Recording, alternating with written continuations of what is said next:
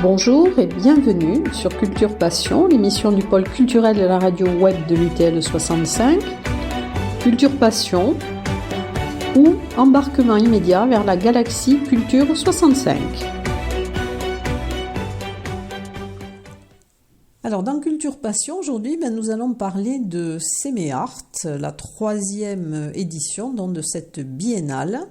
Et pour nous parler de cette édition, je vais aujourd'hui interroger Didier Dubarry, qui est le président de l'Amicale des Arts de Séméac. Alors bonjour Didier Dubarry. Bonjour à vous. Alors, c'est la 3e édition donc, de cette biennale qui, je crois, a déjà connu un grand succès au niveau du vernissage et surtout au niveau du nombre d'œuvres qui vous ont été envoyées pour participer à ce salon. Tout à fait. Enfin, bon, déjà, c'est le principe du salon, c'est une exposition sur sélection. Alors, avec l'antériorité que l'on a, on a de plus en plus de postulants et il s'avère que cette année, nous avions plus de 450 œuvres proposées, alors que nous ne pouvons en prendre que la moitié, même si les lieux où nous exposons, qui sont de 800 mètres carrés, sont très grands, puisque c'est un gymnase, mais il a fallu faire des sélections, et ça, c'est un petit peu difficile. Le vernissage, puisque vous me parlez du vernissage, il a dépassé toutes nos espérances. On était pas loin de 500, on va dire, à la louche, 500 personnes présentes. On a été un petit peu dépassé, mais bon, c'est magnifique. On est enchanté de l'engouement de la part des visiteurs. Alors, quelles étaient justement, pour concourir, quelles étaient les exigences? Est-ce qu'il y avait des formats, un thème imposé? Voilà, alors on privilégie des grands formats. Alors, il y a un format minimum qui était de 50 par 70 cm. Il n'y avait pas de thème.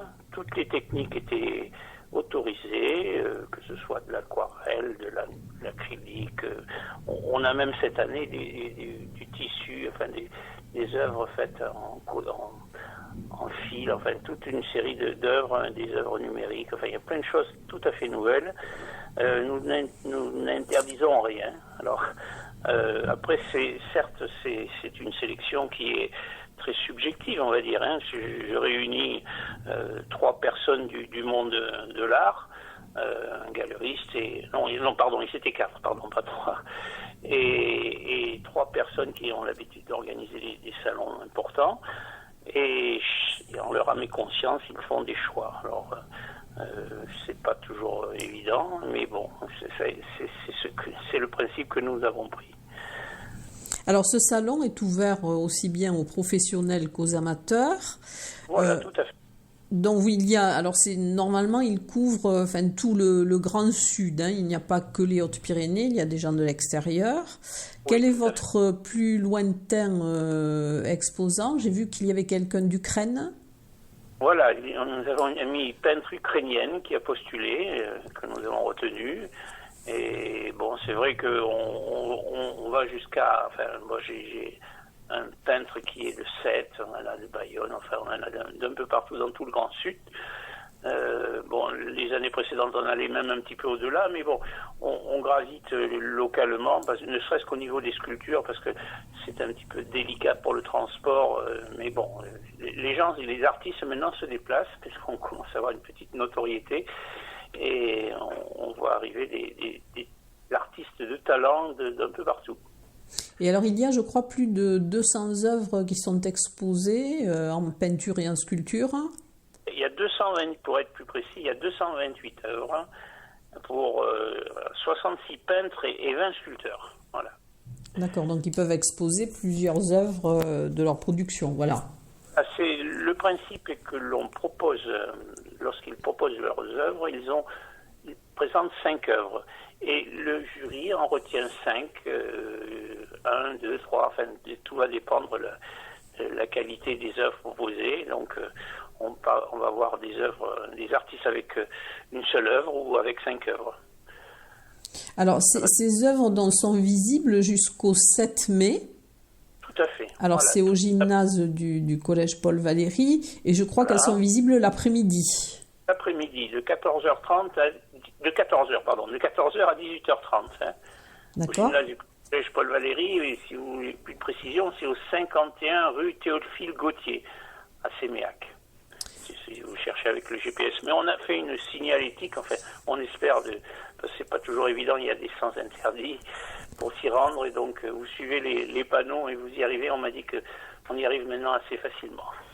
Et alors, je crois que l'œuvre qui se situe avant de rentrer dans le gymnase, c'est une œuvre monumentale qui est très colorée. Tout à fait, voilà. On a un artiste qui est originaire de Toulouse, mais qui habite Tarbes depuis peu et qui nous a proposé donc une œuvre métallique. Enfin, c'est un poisson sous-marin, il a intitulé ça, qui, je crois, au moins en longueur dépasse les 6 mètres et en hauteur, il a presque ma taille, là, 1m60 au moins, mais même beaucoup plus, je sais pas. C'est vrai qu'elle est très colorée et très appréciée des visiteurs d'ailleurs, parce que je vois beaucoup de gens s'y attarder, parce qu'elle est assez originale. Oui, elle est très colorée. Oui, tout à fait. Et alors, parmi les artistes locaux donc, qui exposent, je crois qu'il y a Elisabeth Hounic, il y a Valérie Maugéry aussi. Oui, il y a tout. Enfin, nous avons des artistes locaux qui ont postulé, en sculpture, Brigitte Chantriot, enfin, des plus anciens comme Jenny Laforgue, qui est une de nos anciennes sociétaires, qui nous a fait un magnifique marbre, enfin, et sa fille d'ailleurs, qui aussi nous a proposé ces œuvres faites à partir de fils et de tissus qui sont très originales. Enfin, nous avons quand même des artistes du coin, mais qui ont postulé, qui sont passés, qui ont été sélectionnés, tout comme les autres, et donc on est heureux de pouvoir les promouvoir, tout comme les autres. Et alors, je crois qu'il y a déjà 5 prix qui ont été accordés. Voilà, il y a 5 prix qui ont été attribués, 2 grands prix, un en peinture et un en sculpture, et 3 autres prix. Un prix que l'on a intitulé peinture, l'autre sculpture simplement, et l'autre technique mixte. Donc, là, il faut venir les voir parce qu'elles sont très particulières. Ne serait-ce que la technique mixte, c'est un travail travail d'oxydation et sur de l'acier, donc c'est très original. Et puis après, vous découvrirez des œuvres. Le Grand Prix de peinture, c'est M. Tarrance là, qui fait des œuvres très grandes, enfin qui nous propose des œuvres très monumentales un peu. Elles font 2 mètres de haut, au moins par 1 mètre, et il y en a toute une série. La prix de sculpture est beaucoup plus poétique, vous verrez. C'est un bateau fait en papier mâché. Enfin, c'est très original. Des œuvres qu'il faut venir voir parce qu'on ne peut pas vous les décrire comme ça oralement. Et alors, il reste le prix du public à attribuer. Voilà, tout à fait. Alors maintenant, c'est la dernière phase. Il y a encore 2 prix à attribuer, l'un en peinture et l'un en sculpture.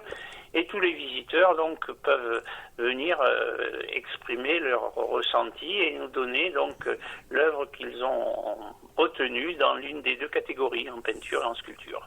Et à l'issue du salon, le 7 mai, on dépouillera et on attribuera donc ces 2 prix. C'est bien, le public participe aussi. Et oui, tout à fait, et semble très apprécié. Il apprécie et s'aperçoivent aussi de la difficulté pour faire des choix.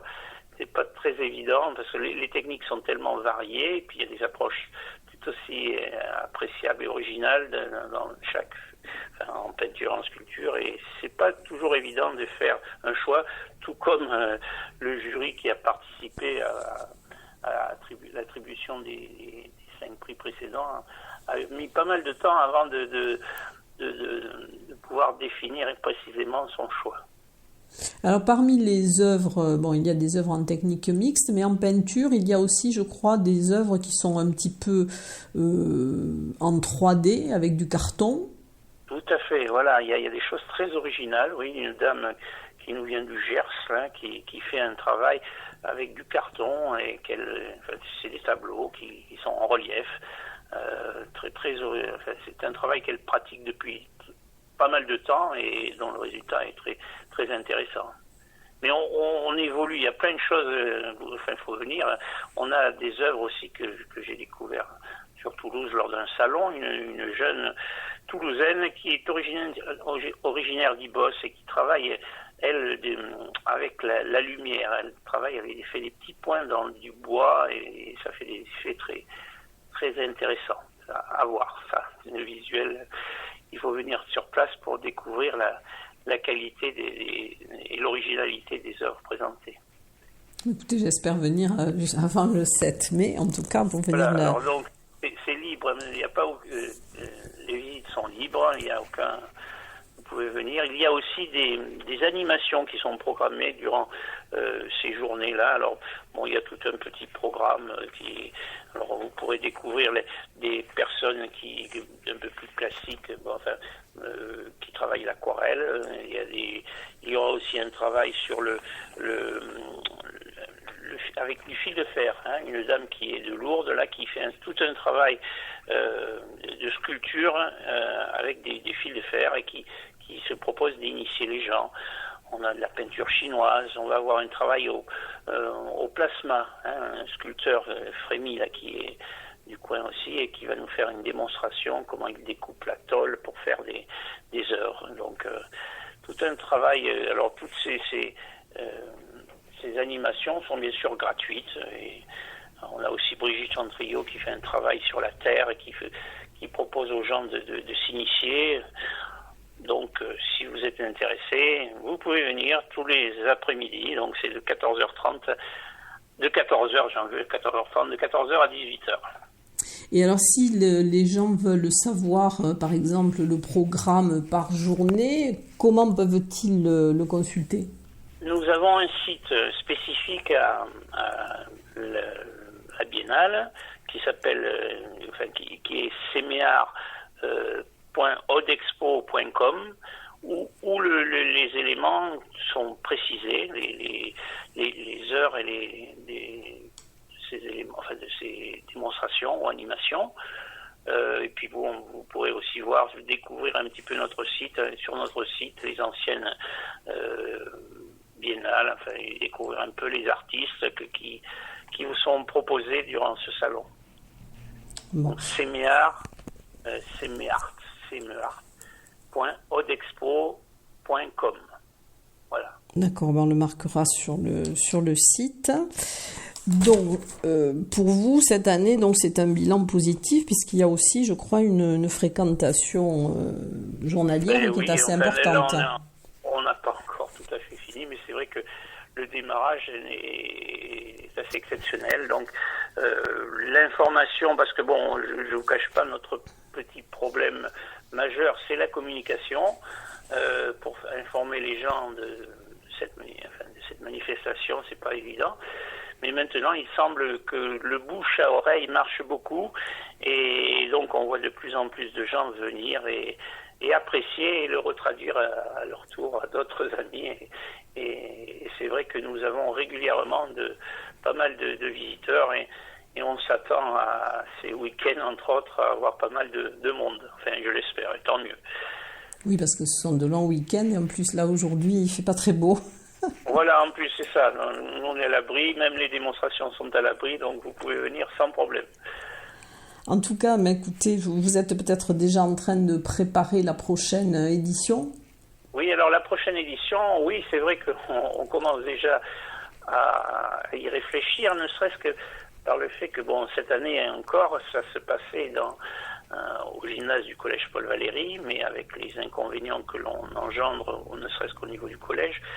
Et la prochaine édition, donc c'est une biennale, donc ça sera en 2025, ne se passera non pas au collège Paul Valéry, mais au centre Léo Lagrange que la mairie va rénover, et nous allons avoir un super écrin pour pouvoir présenter cette biennale. Donc là aussi on attend avec impatience parce qu'on va avoir une magnifique salle et on va essayer de l'exploiter au mieux.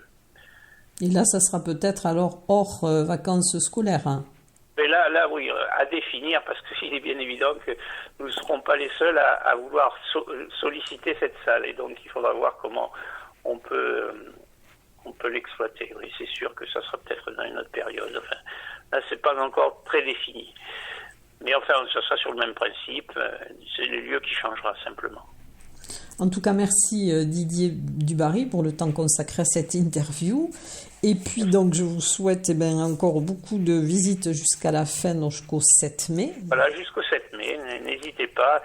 Franchement, la visite, une visite s'impose. Enfin, les créateurs sont vraiment très intéressants et donc n'hésitez pas. Venez, c'est gratuit. En tout cas, merci Didier Dubarry et puis bonne chance pour les futures biennales aussi. Mais merci à vous. Merci pour votre soutien parce qu'on a besoin aussi de votre relais. Et oui, mais vous savez qu'on en parle dans les agendas culturels hebdomadaires. Hein. J'en ai déjà parlé avant. Voilà, donc c'est vrai que c'est aussi important parce que les gens le consultent quand même. Mais je vous en remercie, c'est super. Merci à vous. En tout cas, merci et bonne chance donc pour la fin de cette biennale. À bientôt. À bientôt.